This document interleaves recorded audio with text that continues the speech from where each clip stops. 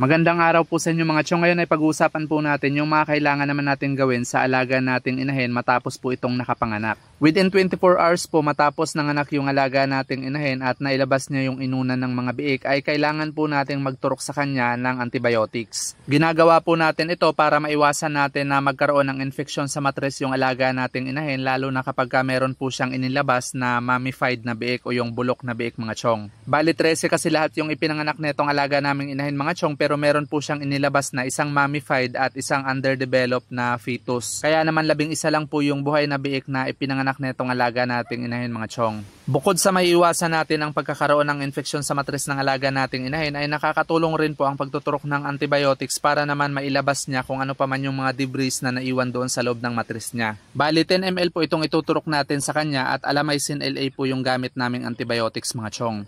Kailangan lang po natin mag-introduce ng full spane para hindi po gaano pumalag yung alaga nating inahin, at intramuscular o direkta sa laman po yung tamang pamamaraan ng pagtuturok neto sa mga alaga natin mga chong.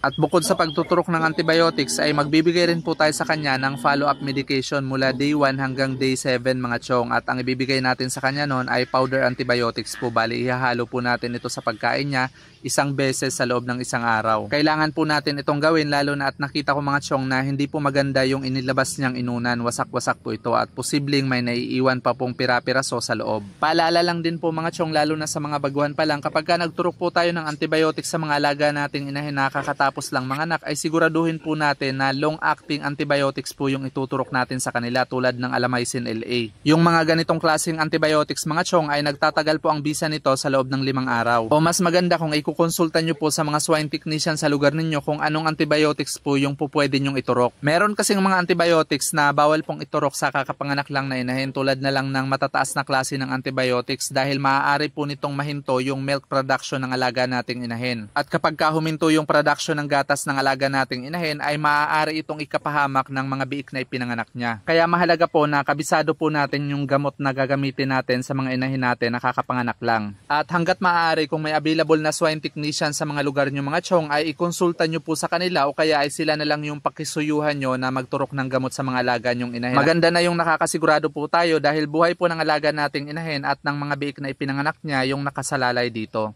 At kung umabot ka po sa parting ito ng video natin ay paki-comment mo naman sa baba kung taga saan ka at kung anong klaseng gamot po yung ginagamit mo sa mga inahin mo nakakapanganak lang, para naman maibahagi po natin ito doon sa mga baguhan at nagsisimula pa lang din sa pag-aalaga ng baboy. At para naman doon sa mga bihasana sa ganitong klase ng larangan ay welcome na welcome po kayong sumagot sa mga tanong sa comment section natin. That's all for today's video mga chong. Thank you for watching and happy farming!